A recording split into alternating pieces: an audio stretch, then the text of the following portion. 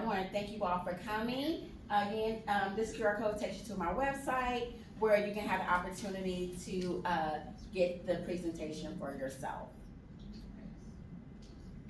And that's my LinkedIn. Please stay connected with me. I know some of you in the room, but I don't know all of y'all. And thank you so much for being here. Any questions before we leave? Any other questions that I didn't answer? Yes. Dr. Sydney Epps, I teach at LSU, but I'm really trying to get into HBCU. And it stands for Love Summit University. So I cannot stress enough. So I'm a statistician. And I've played around with a number of different AI softwares. I cannot believe how often it is confidently wrong. Yeah. Please, we are at universities. Please go and find a statistician. Go find a legal expert. Go write it all, and then go copy and paste that part to them and say, is this correct? Does this sound right? And I do think that instead of utilizing AI software to pull information off the internet, it's better for us to find the actual documents by the organizations that we are citing. If it's a paper, go download the actual paper, the peer-reviewed article, go download the study, go download the legal code or the case study, and then put that in and get a summary of it from that, then reread that element and then put all these elements together. We have to stop. We cannot be lazy with this software. Yes. Like, it is depending on us being lazy to make us look like fools. And when it comes to, I did NSF work, most of my contracts have been through NSF, and a lot of the organizations that fail to get funding are HBCUs. It's because people are using great ideas, they're doing great work on their campuses, but they're not confident in their own voices. And I cannot stress how important it is for HBCUs to recognize that your authentic voice matters, that it is absent from the discourse, and that without that authentic voice, nothing of innovation is really going to come from that. It just bleeds into the abyss. Yes. So please keep your inner voice, keep your institutional culture in your research. Thank you for that. And if you're looking up on LinkedIn, I want to connect you to a student who wrote she has an app that she developed that does the stuff for statistics and clinical trials. I want to connect you to. Yes, ma'am, you had a question. Yes, you. Oh. I thought there was somebody in the back. No, I saw your hand up with hers. It's okay. Hey. So I am a grad student at Lee University, and I am starting. What university? Lee University in Lee, like Bruce Lee. Oh, okay. it makes things easier for everyone. Yes. So I'm actually starting my own grant writing firm called Harvest Grants and Company. So I'm going to be working with a lot of food-based, develop a lot of funding strategies and financial reserves. That way they will actually have enough funding to actually serve the community in the midst of disasters. So I guess my question is, how do we utilize AI technology to actually build up those reserves in the coming near future? That's a great question. I think the role that you would take to utilize AI for those reserves is data analytics. That AI can help you with those tools, but like what she said. But also, you want to make sure you do the other research. You know, you go in to get those reviews, those peer reviews. Also, go and talk to individuals in your county clerk's office. The more data you have, and you collect that data, and you put it to the AI tool, and that'll help you format with the whole spreadsheet and everything that you need to do. Okay, thank you. You, and then I'm coming to you. Again, my name is Dr. Tracee Seals. I work at Morgan State University, but I also am an entrepreneur for over 20 years.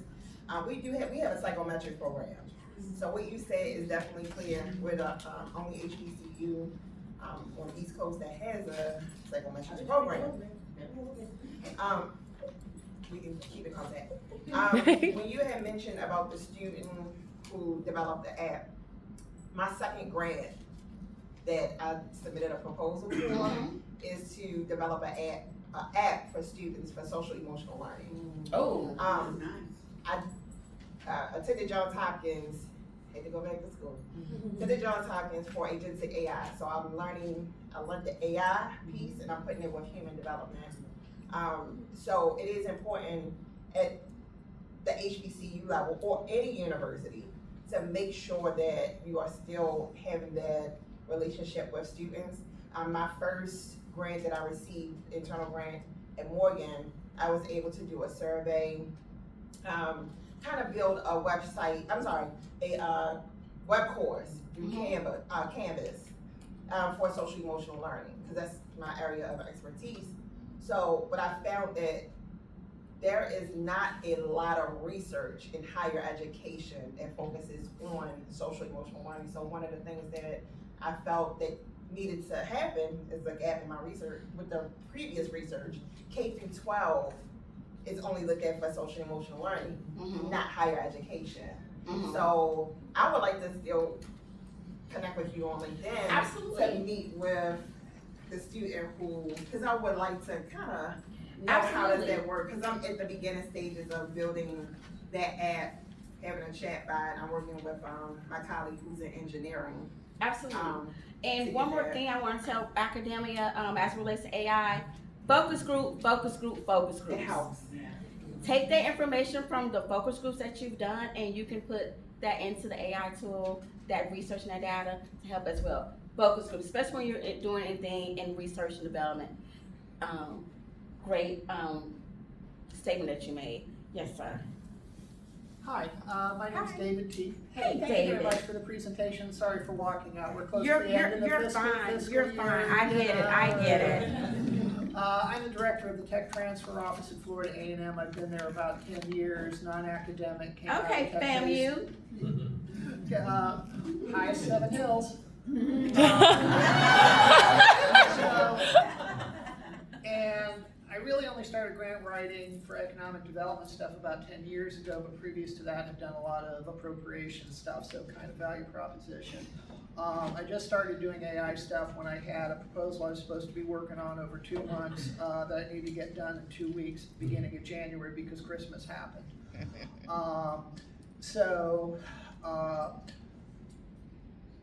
I always had a process of kind of look at the solicitation, get an outline of the proposal, what are the proposal requirements, start stealing stuff out of Google, start stealing stuff out of proposals. Stop that. Clutch it in And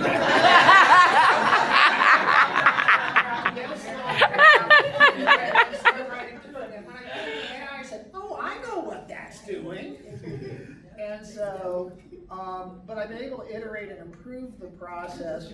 Partially, one, I moved from the Perplexity into the computer environment, which is expensive but effective. Some tips and tricks based on 6 months so far. One, the machine can look at everything in the world except for you. So you probably got a hard drive full of previously submitted grants. You've got CVs of your team members. You've got websites of that. You've got stuff. You've got lots of stuff. Drag everything into the box, tell it to say, build a profile of who I am and what I work on and what I sound like and that sort of thing. And then it can produce a markdown file that you can call Dave or Tracee or whatever, that you can upload into an instance, and now it has context about you. Yes. And what you work on and how you work on. And that will inform how it goes after that. Second, because the AI can look everywhere and everything, the first instinct is always, okay, here's the notebook, I'm gonna start typing. What I found very helpful is, particularly when you've got something that can look everywhere all at once,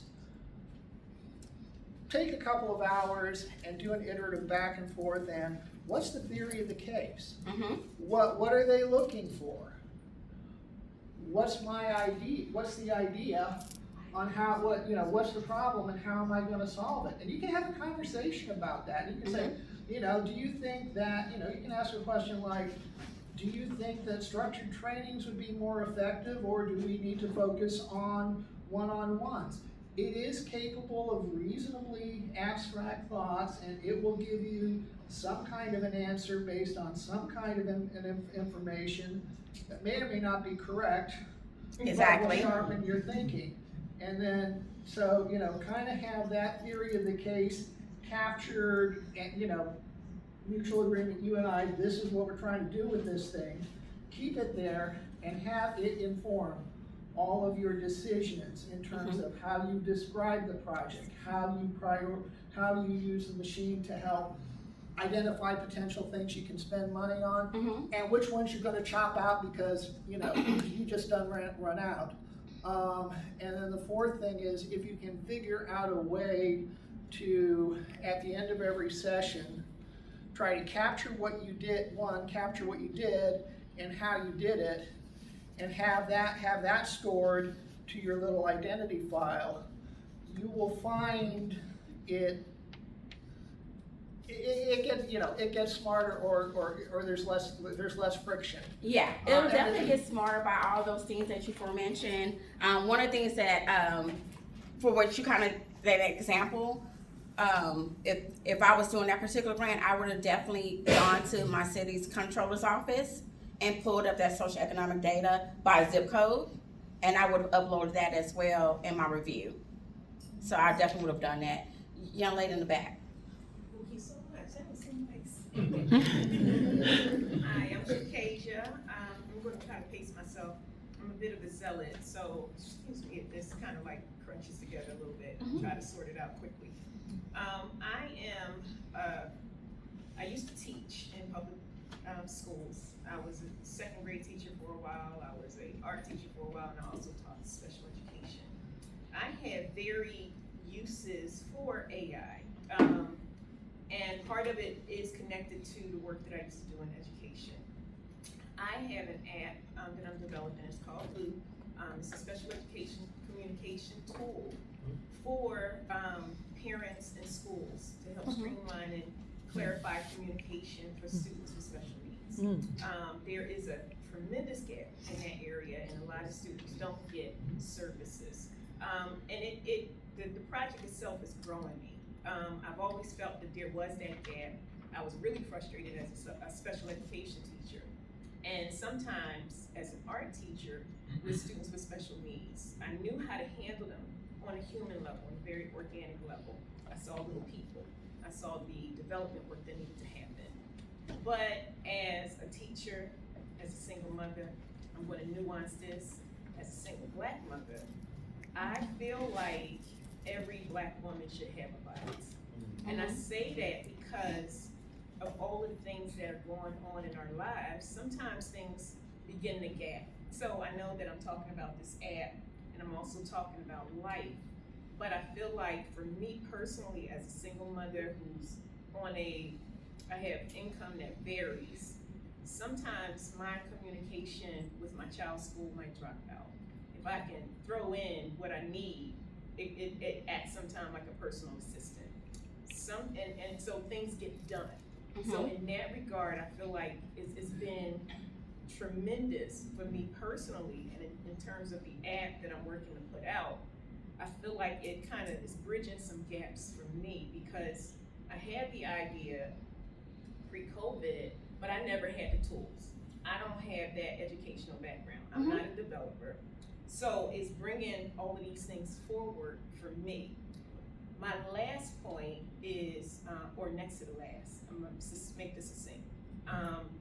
For me, grant writing is exactly what you said. Like, I tried that, it didn't work. So I'm gonna try it the more human way, but I feel like now I have structure. I feel like now I know where the gaps are, what I need to do to make sure it is me who's doing all this thinking versus AI, because when it does pull, it's pulling things that I feel like are relevant, but I might not have the background knowledge to really be able to speak to it. I got you. So I'm growing in that area. So I feel like it's all kinds of things that is doing to help my life personally and the things that I want to do, which I could not do before. And also, this is the question. Here's the question.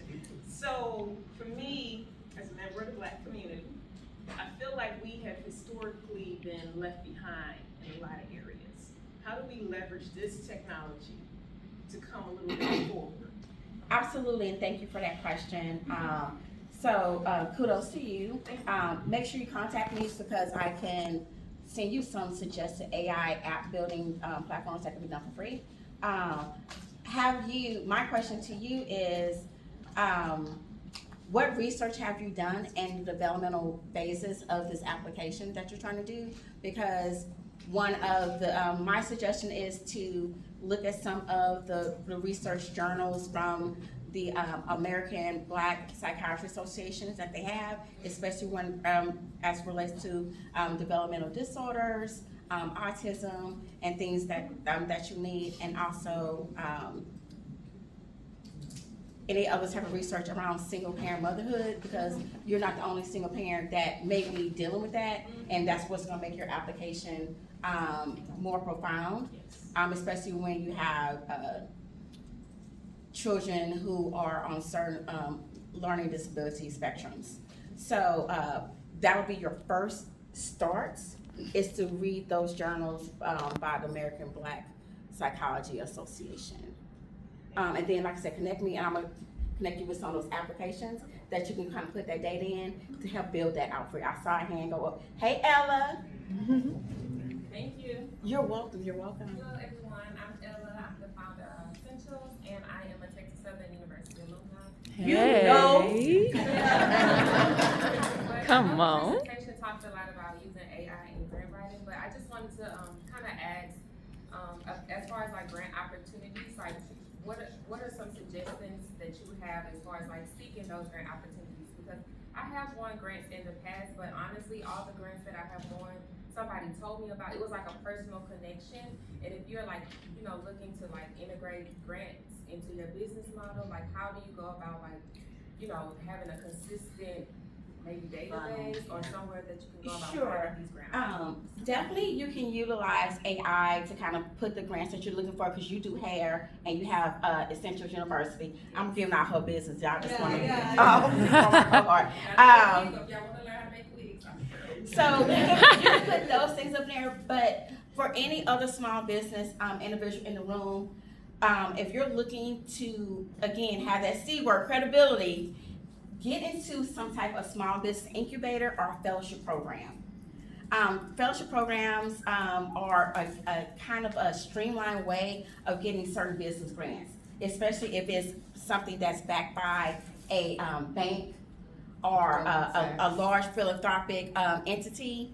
Those are ways that you can get those grant opportunities for your small business. But again, AI can kind of be very specific in your prompts. I'm looking for these type of grants to help me with, well, you can do two things. So be very specific in what you're looking for that grant for, because a lot of times when we're small business owners and we're writing small business grants and we're serial entrepreneurs, we're kind of putting everything wrapped into that one grant. No, we're not doing that anymore. Be very specific. I want to write a business grant because I want to focus on velocity and not Wanderlust Travels by Tracee. So, you know, which is my travel business. So I want to make sure that I'm focusing on velocity. I'm doing everything regarding velocity. Not saying, okay, I got A, B, C, and D. I need $28,000, you know, for each of these. That's not going to work. You're not going to get that grant. And yes, sir, Dave. And once you set up that prompt, you can also tell the machine to run it once a week, Monday morning, so that when you get super busy and forget to look, it'll surface them. Yes, it'll. You can put weekly reminders, and like I said, me and Jack just talk all the time. How you doing today? I'm wonderful. Did you have your coffee? I don't drink coffee. You forgot about that? So, like we were having a conversation. He's my therapist. Yes, ma'am. That actually brings me to a point that I was contemplating bringing up or not bringing up, and that is we will all be a bot. So start creating and collecting your, like Dave said, your information, putting it in a folder, because I've already started my Muri bot. Because they talk about the fact that AI is going to remove relationships. Well, that's going to be your relationship. Your bot is going to carry your voice through, because you've been prompting it and fixing it to say how you speak. So anyway. Yeah, but I mean, like I It's a said, conversation with ChatGPT. but I still have real relationships with real funders that we go out, or they have coffee, I have tea, and I still nurture those relationships. Tracee Bot will be there. No, the real Dr. Tracee is gonna be there, but the bot is gonna be back at the office, or the bot may be listening to the conversation. Cause I'll put it on, like, I need you to listen to this, cause we're gonna scope this up based on this conversation when we get back to the office. Like an assistant. Yeah, That's what yeah, my AI it's assistant. gonna be your assistant.